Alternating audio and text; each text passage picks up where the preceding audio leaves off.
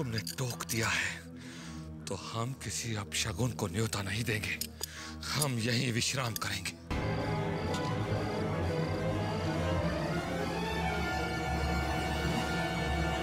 और सबसे ज्यादा दुख तब होगा जब मैं तुम्हें अपने साथ लेके जाऊंगा।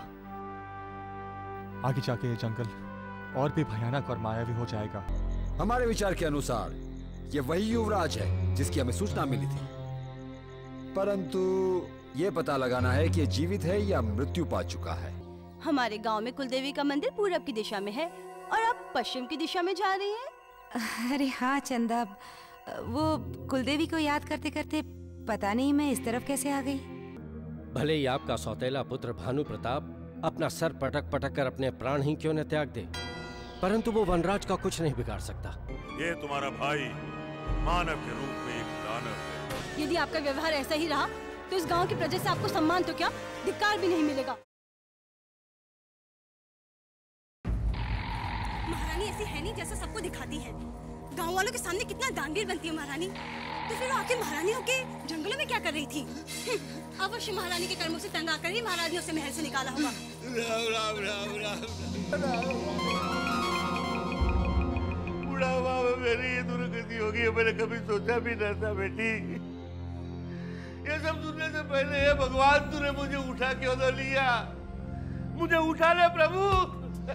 बापू, ये कैसी बात कर रहे हो तुम? भला तुम्हें मरने की क्या आवश्यकता है? मरे तुम पर झूठा लांछन लगाने वाला। देखना, ईश्वर अवश्य महारानी को दंड देगा। परंतु बेटी, ईश्वर के दंड देने से पहले यदि गांव वालों ने मुझे दंड दे दिया तो गांव वाले महारानी के कहे कोई सच मानेंगे बेटी। यदि ऐसा हुआ तो फिर महारानी को झूठा मैं प्रमाणित करूंगी बापू। वो कैसे बेटी? बापू, अभी आपके सामने ही तो महारानी ने मेरे आगे ये स्वीकार किया था कि वो मंदिर जाने के बहाने कहीं और गई थी। महारानी ने स्वीकार तो किया था बेटी। तो फिर अब उसे ये भी बताना होगा कि वो आखिर मंदिर जाने के बहाने किससे मिलने गई थी। किससे मिलने गई होगी बेटी? युवराज जी तो गांव में नहीं है, फिर महारानी चुप चुप के किससे मिलने जाती है? अपने किसी प्रीतम के सिवा और किससे मिलने गई होगी बापू। प्रियतम से? ये तुम क्या कह रही हो बेटी? मैं सच्चाई के सिवा कुछ नहीं कह रही हूँ बापू। और देखना, अति शीघ्र मैं इस रहस्य से पर्दा उठा के रहूंगी। फिर देखती हूँ महारानी कैसे इस गांव में अपना मस्तक ऊंचा करके घूमती है। अरे बेटी, यदि तूने सच्चाई पर से पर्दा उठा लिया तो महारानी गांव की गलियों में तो क्या, जंगल में भी अपना सर उठाकर नहीं चल सकती। बेटी, मैंने कभी सोचा भी न था कि मुझे महारानी के झूठे लांछन का सामना करना पड़ेगा। बेटी, मैंने तो ये सोचा था कि बाकी उम्र में मैं भगवान का भजन गाऊंगा।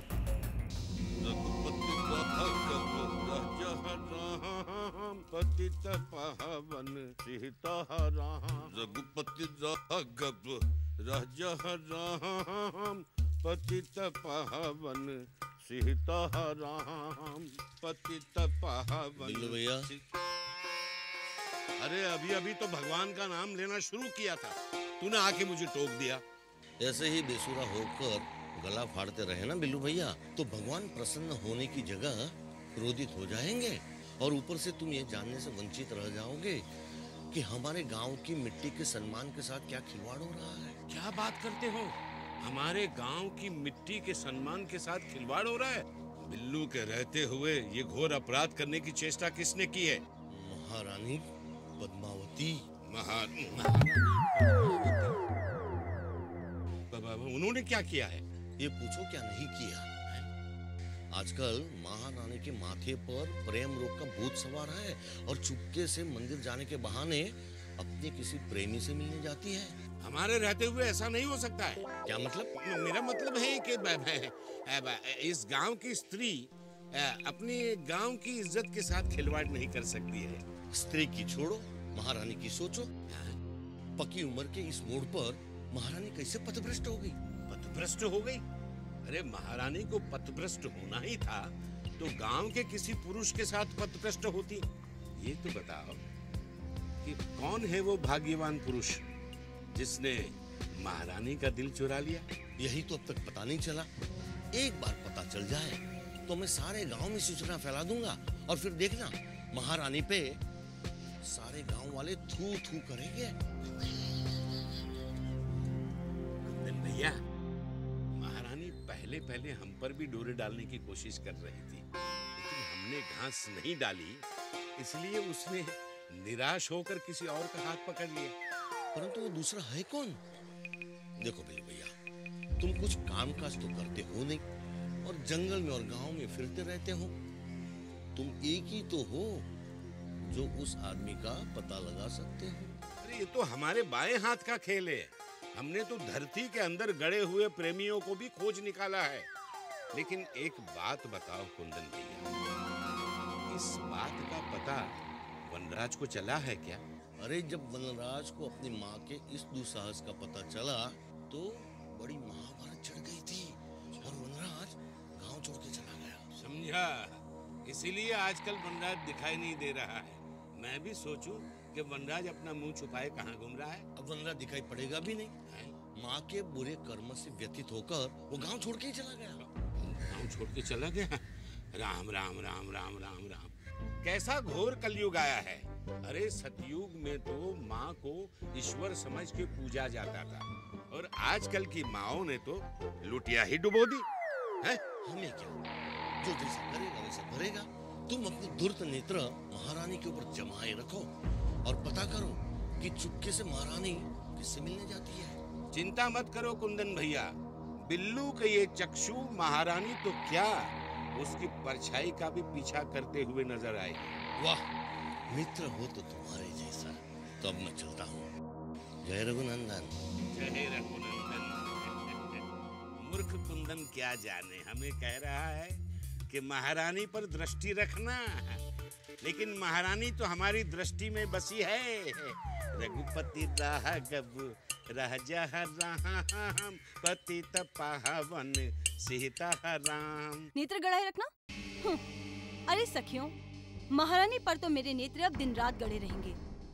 अब देखना, एक दिन मैं उसको उसके प्रीतम के साथ रंगे हाथों पकड़ के दिखाऊंगी। यदि ऐसा हो गया तो महारानी गांव भर में मुंह दिखाने के लायक नहीं रहेगी।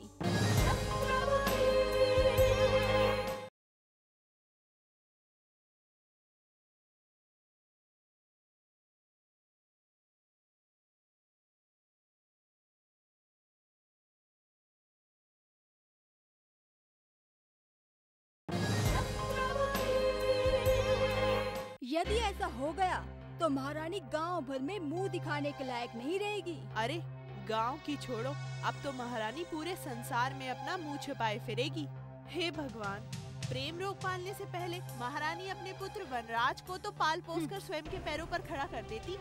हाँ कैसे, युवराज स्वयं विवाह के योग्य हो गया है और महारानी अपने युवा पुत्र के विवाह को छोड़कर अपने विवाह की सोच रही है। यही तो कलयुग की माया है मृग्या। स्वयं के सुख के लिए महारानी अपने पुत्र के जीवन को नर्क बना देगी। बेचारा वनराज। सो तो है, पर एक बात समझ में नहीं आती, क्या महारानी की करतूत का वनराज ने कोई विरोध नहीं किया? किया भी होगा तो किसे पता। महारानी बहुत चतुर है, वो घर की बातों को बाहर नहीं आने देती।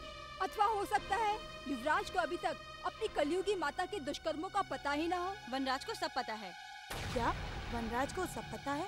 तो फिर वो चुप क्यों है? चुप रहने के अलावा उसके पास और बचा ही क्या था। बेचारा महारानी के पाप को सह न सका और सदैव के लिए गांव छोड़कर चला गया। चला गया? पर कहाँ? मैंने तो कुछ दिन पहले उसे देवधर बाबा की कुटिया की ओर जाते हुए देखा था। कुछ दिन में तो राजा रंक हो जाता है और रंक राजा। आज महारानी की कुटिया वनराज के बिना सूनी पड़ी है। यदि मेरा विश्वास न हो तो स्वयं जाकर देख लो। नहीं नहीं, तुम इतने विश्वास के साथ कह रही हो तो मानना ही पड़ेगा। महारानी भी कितनी निर्दयी है। महारानी का मुख स्मृति में आते ही मुझे तो नागिन का फन दिखाई देता है। सच कह रही है तू। उस नागिन ने विष भी उगला तो अपने ही पुत्र पर। ऐसी माँ होने से तो ना होना अच्छा था।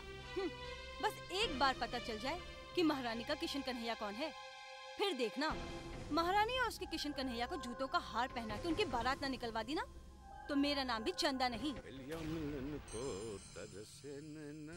अरे अरे, ये झाड़ियों के पीछे छिपते छिपाते कौन जा रहा है?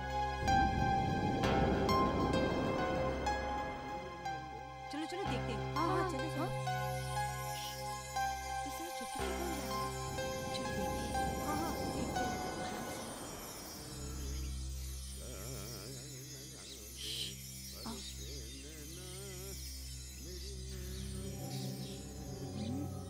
पिया के दर्शन को तरसे नैना, अरे तू तो बसी है महलों में मैना।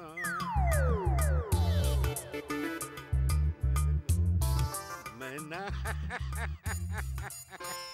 पिया मिलन को तरसे नैना, महलों में बसी है मेरी मैना। पिया मिलन को तरसे नैना। ये तो अपना बिल्लू है। परंतु बिल्लू यूं इस तरह छिप छिप कर कहाँ जा रहा है? कहीं ये महारानी से मिलने तो नहीं जा रहा? चुप कर मर गया, तू भी बिना विचारे कुछ भी बोल देती है। मैं बहुत सोच समझ के बोल रही हूँ बाला। तू ही देख बिल्लू ने कितने सजीले वस्त्र धारण किए हुए हैं। सदैव पुराने वस्त्र धारण करने वाला अचानक कैसे उसे सजने संवरने की लत लग गई? देखो तुम लोग आपस में मत लड़ो, हम लोग स्वयं चलकर देख लेते कि बिल्लू कहाँ जा रहा है। चलो पीछा करते हैं। पिया मिलन को तरसे नैना, महलों में बसी है।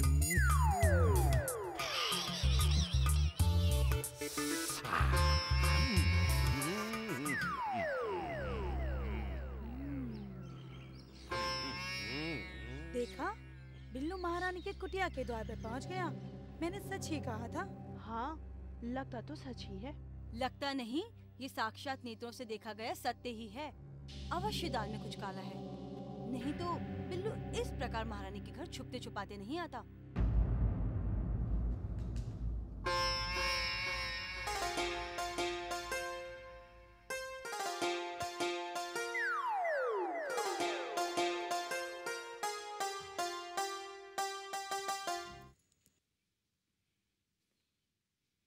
अरे बिल्लू जी। आओ आओ, क्या बात है, आज बड़े सज धज के आए हो? महारानी जी, आज हमारा जन्मदिन है, इसीलिए आपका प्रेम नहीं, मेरा मतलब है आपका आशीर्वाद पाने के लिए चले आए। ये तो बहुत ही प्रसन्नता की बात है। आज तो बड़ा ही शुभ दिन है। तुम ठहरो, मैं तुम्हारा मुंह मीठा करवाती हूँ। मिठाई?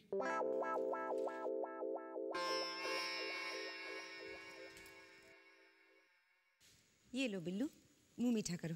वाह महारानी जी वाह, इतने बरस बीत गए, लेकिन आपके हाथों से मिठाई पाकर मुझे लगता है कि आज मेरा जन्मदिन पहली बार आया है। आपका प्रेम पाकर मेरे नैना सावन भादो हो गए। अरे बिल्लू, तुम तो बिल्कुल निश्चल बालक की तरह रोने लगे। जन्मदिन पे रोया नहीं करते, प्रसन्न हुआ करते हैं। ये प्रसन्नता के आंसू ही है महारानी जी। भगवान करे ये आंसू हमेशा इसी तरह से बहते रहे और हमें आपका प्यार इसी तरह से मिलता रहे। तुम तो एक बालक की तरह बिल्कुल भोले हो बिल्लू। अब थोड़ा मुस्कुराओ, हम तुम्हें भेंट देना चाहते हैं जन्मदिन की। भेंट? महारानी जी, हमारा स्नेह तो पूरे गांव में बटा हुआ है बिल्लू। हम तो बस यही चाहते हैं कि गांव वाले प्रसन्न रहें। ये हमारी तरफ से एक छोटी सी भेंट। जी, किन शब्दों में हम आपका धन्यवाद करें? हमारे पास शब्दों की कमी पड़ गई है, पता नहीं चलता क्या कहें हम आपसे। कुछ मत कहो, बस प्रसन्न रहो। जी महारानी जी, आजकल वनराज नहीं दिखाई दे रहे हैं, वो कुशल मंगल तो है ना? हाँ, वनराज कुशल पूर्वक है, परंतु इस समय नगर गए हैं। अच्छा, नगर गए हुए हैं, तभी मैं सोचूं कि उनके दर्शन क्यों नहीं हो रहे हैं। यदि आपको बुरा न लगे तो एक बात कहूं? हाँ, कहो। वनराज की अनुपस्थिति में अगर कोई कष्ट आ जाए या किसी कार्य में बाधा आ जाए तो बेहिचक हमें याद कर लेना। आपकी सेवा करने में हमें आनंद आएगा। धन्यवाद बिल्लू। अगर ऐसी कोई बात हुई तो हम तुम्हें याद करेंगे। वैसे वनराज शीघ्र लौट आएंगे नगर से। जी, एक बात और है, आप नहीं, आप कष्ट मत लीजिए, हम हैं ना आपके सेवक, हम खोलते हैं द्वार।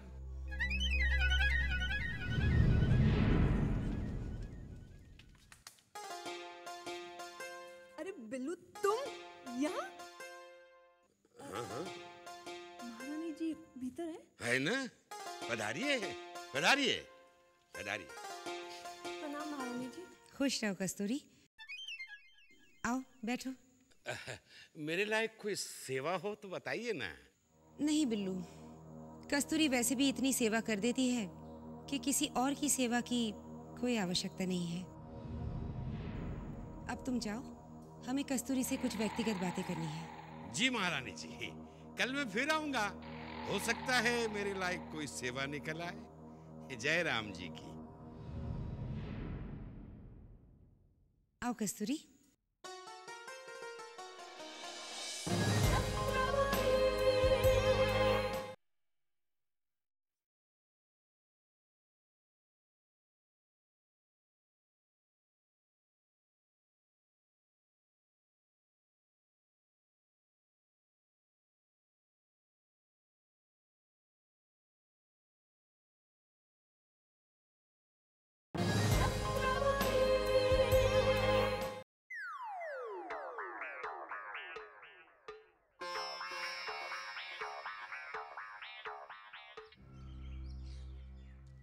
सब मजा किरकिरा कर दिया।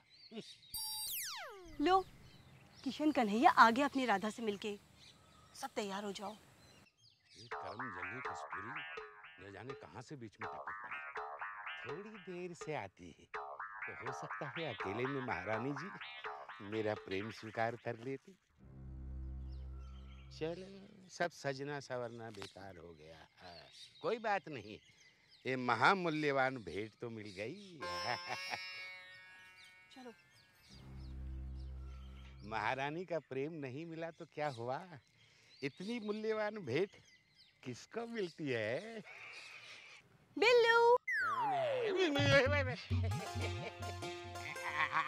आप लोग यहाँ क्या कर रहे हैं? हम तो यहाँ यूं ही टहलने आई थी। तुम यहाँ क्या कर रहे हो? मैं भी टहलने आया था, लेकिन टहलते टहलते मुझे याद आया कि आज मेरा जन्मदिन है, इसलिए पलट कर घर जा रहा था। चलो हटो, पीछे से जाने दो मुझे।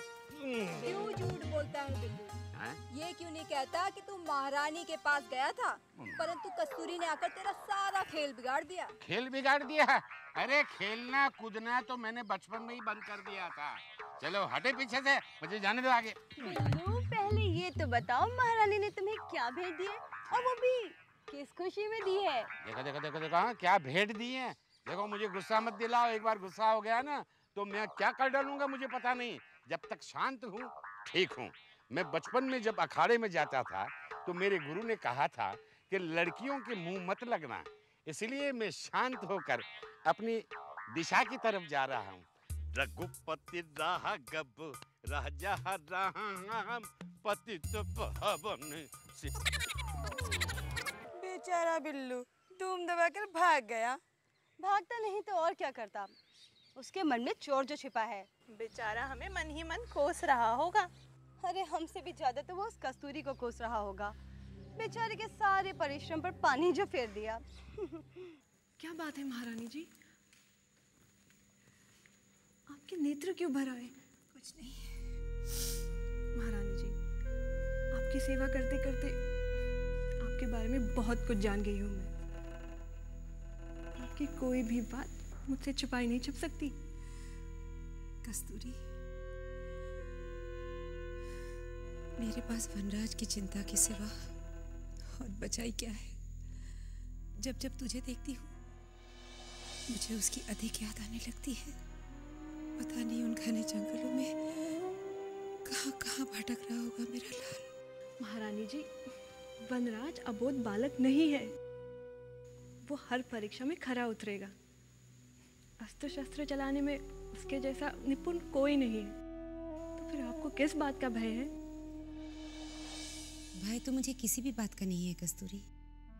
बस डरती हूँ जिस तरह से दुर्भाग्य ने मेरे साथ खेल खेला है, कहीं वही दुर्भाग्य मेरे लाल के माथे पर भी ना सवार हो जाए।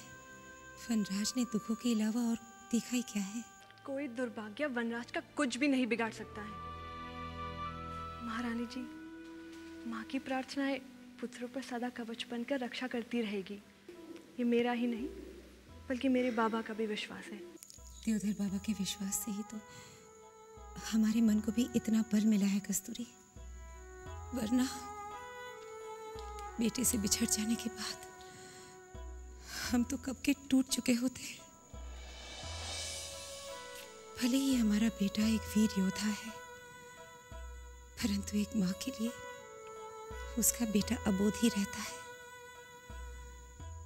पता नहीं उन भयानक जंगलों में तरह तरह के जानवरों के बीच वो अपनी यात्रा कैसे पूरी कर पाएगा। महारानी जी, अपने मन पर पत्थर रखकर आपको भूलना होगा कि वनराज भयानक जंगलों में गया है, बल्कि आपको ये सोचना है कि वनराज सफल होकर लौट आएगा। तू तो बहुत समझदार होगी कस्तूरी। तेरा मुखड़ा जितना भोला और सुंदर है, तो उतनी ही अधिक समझदार भी होगी है। ईश्वर करे तेरी कही हर बात सत्य हो। ईश्वर ने मेरी प्रार्थना सदा स्वीकार की है महारानी जी। अब देखना, ईश्वर सदैव वनराज का भी साथ देंगे, ये मेरा अटल विश्वास है।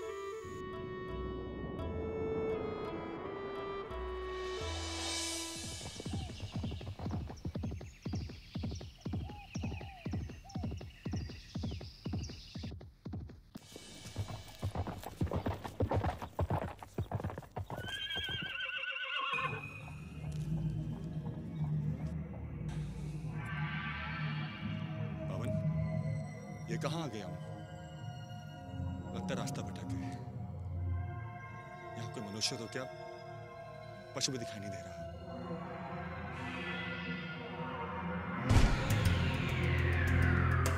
पवन, वो देख।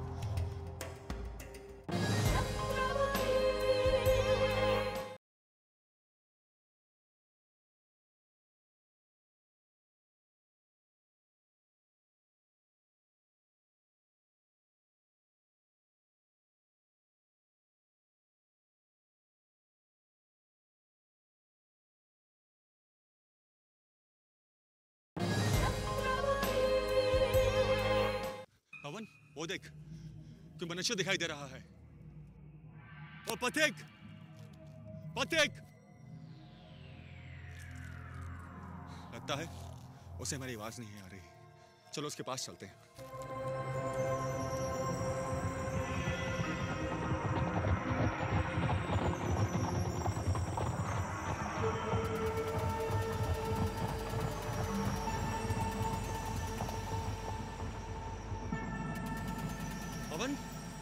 कहाँ गया वो मनुष्य?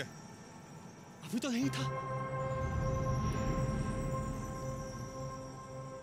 कहीं यहाँ की मायावी शक्तियां मेरे ऊपर कोई मायावी जाल तो नहीं बुन रही? शायद वो शक्तियां मुझे मेरे पद से भटकाना चाहती हैं। तभी मुझे उस पथिक का भ्रम हो रहा था। परंतु मैंने उससे अभी अपनी आंखों से यही देखा था। क्षण भर में कहाँ गायब हो गया वो?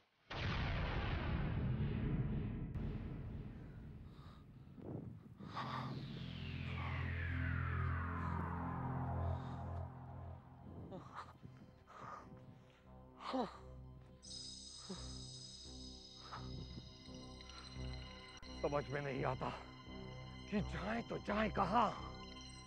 पूरब की ओर जाते हैं तो ऐसा प्रतीत होता है कि जैसे पश्चिम की ओर जा रहे हैं, और उत्तर की ओर जाते हैं तो ऐसा भ्रम होता है कि दक्षिण की ओर जा रहे हैं।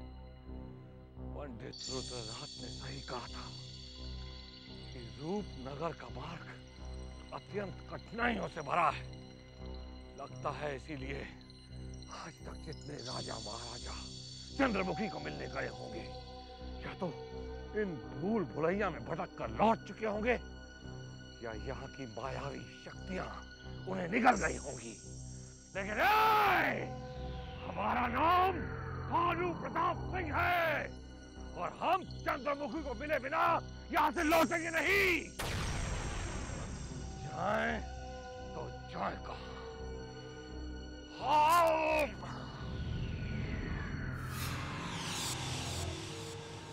कुटिया, इस भयानक जंगल में कुटिया,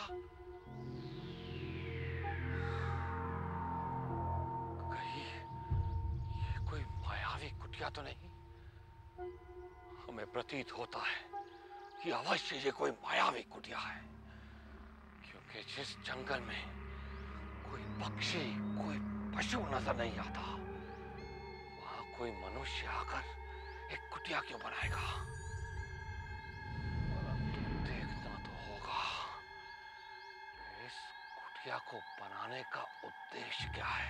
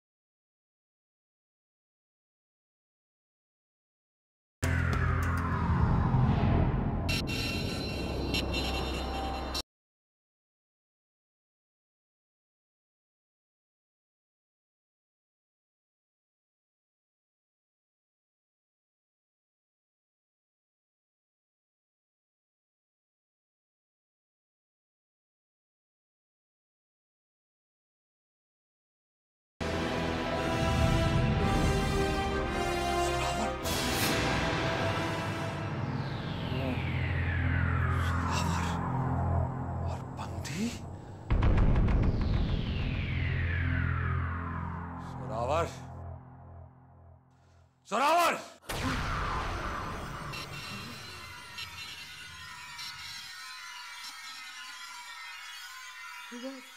नहीं, तुम युवराज नहीं हो सकते।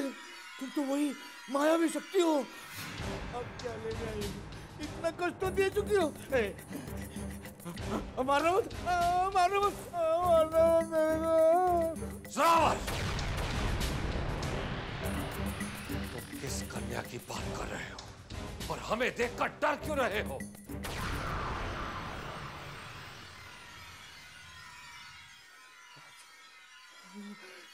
युवराज, सच पूछिए तो आपसे बिछड़ने के पश्चात मैं डर डर के ही जी रहा था, किंतु आज आपको देखकर मेरे प्राण में प्राण आ गए।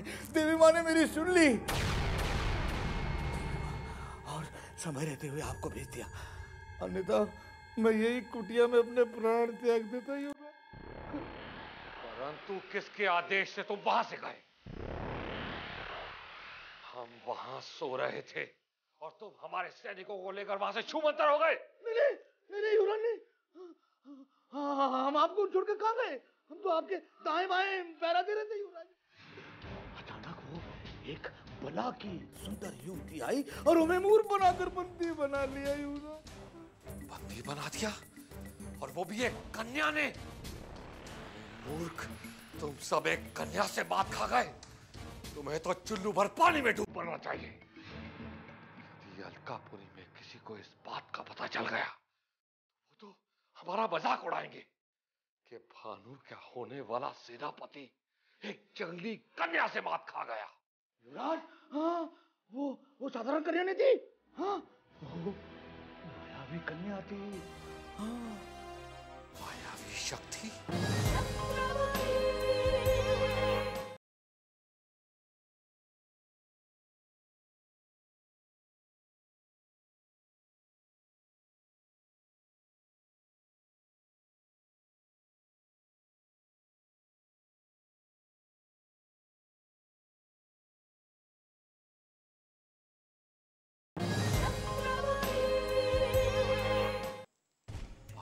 शक्ति? ये तुम्हें कैसे पता चला?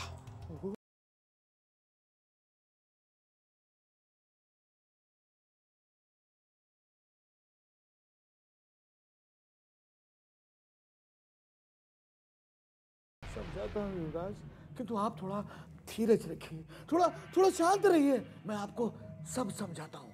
उस रात वो हूबहू आपका रूप धारण करके हमारे सम्मुख आ गई और उसने आकर के हमें आदेश दिया आगे बढ़ने का। हमने समझा कि आप स्वयं आदेश दे रहे हैं।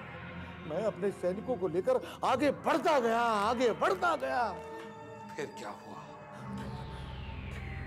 उस कन्या ने अचानक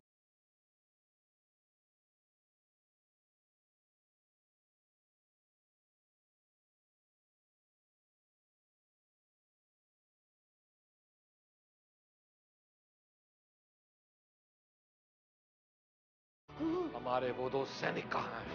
वो तो अभी धरती से विदा लेकर ऊपर सिधार गए। कहना चाहती हो कि हमारे वो दो सैनिक मृत्यु को प्राप्त हो गए?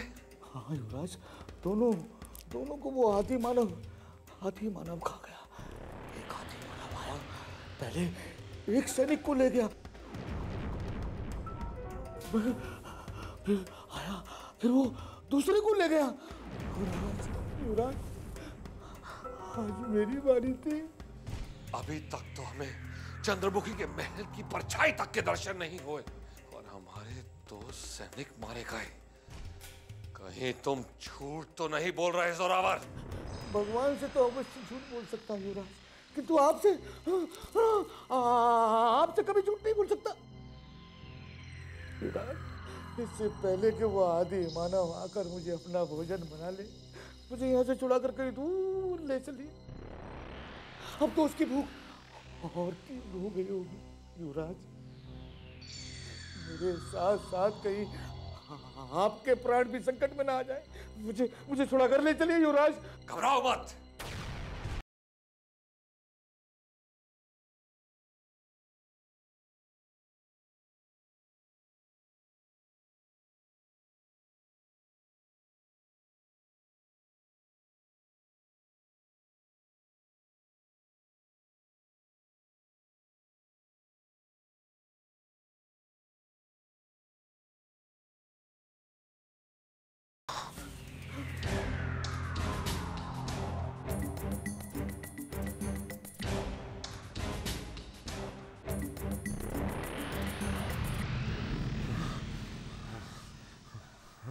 अरे जोरावर, क्या तुम्हें किसी पशु की ध्वनि सुनाई दी? हाँ युवराज, दूर कहीं घोड़े की हिननाने की ध्वनि सुनाई दे रही है। हमें भी घोड़े की हिनहट सुनाई दे रही है। चलो। परंतु जिस जंगल में पशु पक्षी तक नहीं है, वहाँ एक पालतू घोड़ा कैसे हो सकता है? मुझे तो ऐसा प्रतीत होता है युवराज कि कोई मायावी शक्ति हमें फिर से अपने जाल में फंसाना चाहती है। शीघ्र निकल चलो युवराज, कहीं कोई फिर से ना बंदी बना ले। जोरावर, कायरता से हमें चिढ़ है। राज भानु प्रताप सिंह के होते हुए कोई भी शक्ति महाशक्ति यहाँ नहीं आ सकते। वो देखो, वहाँ एक घोड़ा दिखाई दे रहा है।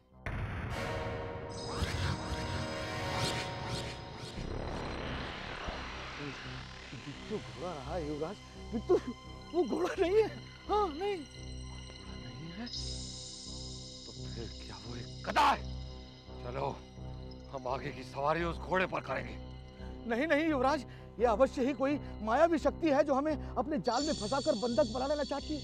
अन्यथा आप ही सोचिए युवराज, अपने मालिक के बिना कोई घोड़ा इस भयानक जंगल में कैसे आ सकता है? अब अधिक सोचकर आप अपने प्राणों को संकट में मत डालिए युवराज। आपकी रक्षा करना मेरा धर्म है, मेरा कर्तव्य है। इसलिए सेवक के आग्रह को मत ठुकराइए और शीघ्र यहाँ से निकल चलिए युवराज। हाँ। तुम इतना आग्रह कर रहे हो तो हम भी हट नहीं करेंगे, परंतु अब हम चाहे तो जाए कहाँ, तुम बताओ। बिना एक पल गवाए हुए हमें इस घोड़े के ठीक विपरीत दिशा में दौड़ लगा लेनी चाहिए युवराज। घोड़े की विपरीत दिशा में दौड़? परंतु क्यों? अब और कोई प्रश्न मत कीजिए युवराज, मुझे अपने प्राणों से अधिक आपके प्राणों की चिंता है। वहां जाकर देखेंगे कि ये घोड़ा क्या करता है। देख लेना युवराज, ये घोड़ा किसी भयानक पशु में परिवर्तित हो जाएगा। तू जोरावर, वो देखिए युवराज, वो घोड़ा कैसे हमको घूर रहा है। ऐसा प्रतीत होता है युवराज कि वो अभी अभी हम पर आक्रमण कर देगा। हाँ, चलिए निकल चलिए युवराज, दौड़िए युवराज, दौड़िए युवराज, दौड़िए। अरे युवराज दौड़िए, दौड़िए। हाँ, अरे दौड़िए युवराज। हाँ।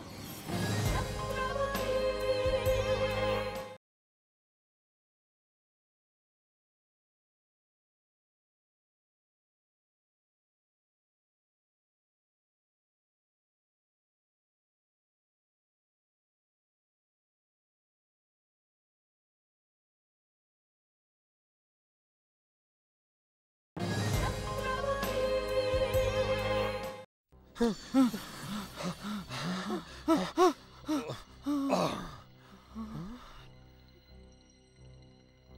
क्या?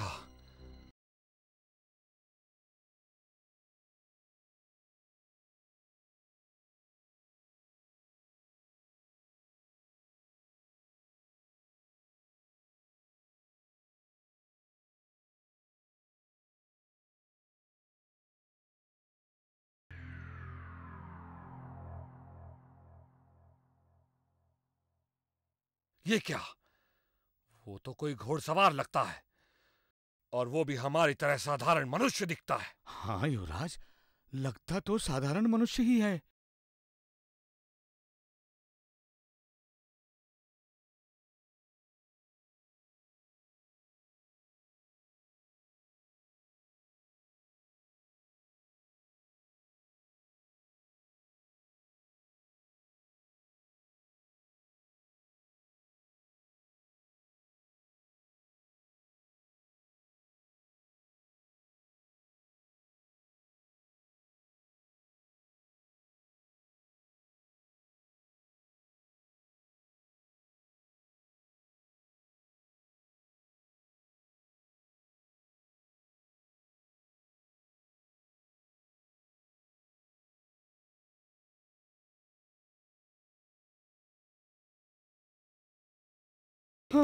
और हमारे प्राण संकट में आने से पहले हम तुम्हारे प्राण ले लेंगे। क्षमा करें युवराज, ये जंगल भूल भुलैया है, इसलिए मुझसे भूल हो गई। क्षमा कर दे युवराज। अब गिड़गिड़ाना बंद करो और ये सोचो कि वो घोड़सवार गया तो गया कहाँ?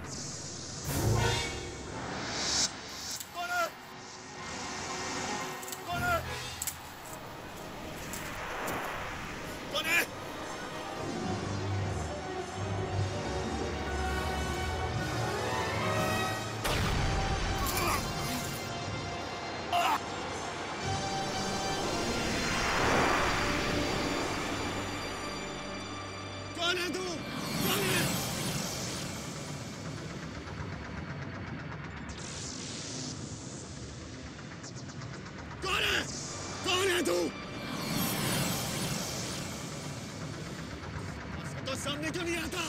हाँ? चुप कर बैठा हुआ है, सामने आ!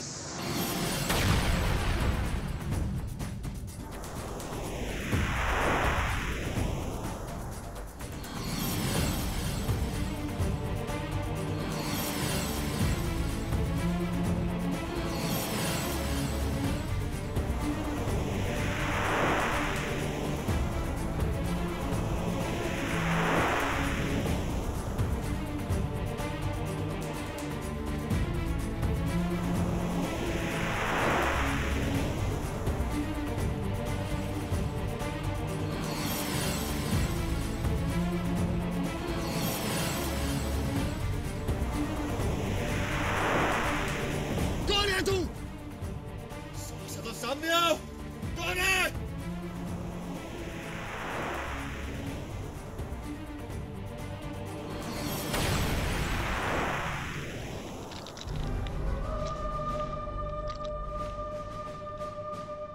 इतना मत चटपटा नबीवक। हम अपना परिचय अवश्य देंगे, लेकिन उससे पहले तुम्हें अपना परिचय देना होगा। वेश, तुम सशक्त के राजपुरुष लगते हो, मगर हो शक्तिहीन। वरना इस तरह मुझे लाचार करके मेरा परिचय नहीं पूछते। क्या चंद्रमुखी के राज्य में हर पुरुष इस तरह शक्तिहीन है? हम चंद्रमुखी के राज्य के निवासी नहीं हैं। तो फिर कौन हो? मुझे इस तरह बंदी क्यों बनाया है? तुम्हारी मेरी कोई शत्रुता भी नहीं है। हमने तुम्हें शत्रु समझकर तुम्हारे पद पे बाधा डालने का प्रयत्न किया था, लेकिन अब हमें विश्वास हो गया है कि तुम भी हमारी ही तरह एक अन्य राज्य से आए हो।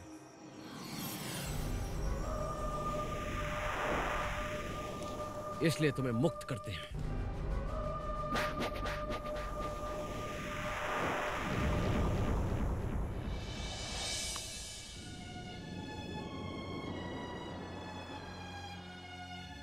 मेरा नाम वनराज है। मैं पश्चिम दिशा के एक राज्य का रहने वाला हूं। और हम कुंवर सूर्य प्रताप सिंह। क्या तुम भी चंद्रमुखी के राज्य जाने के लिए निकले हो वनराज? हाँ। ओह, तो चंद्रमुखी के एक और चाहने वाले को मृत्यु खींच कर ले आई है। नहीं,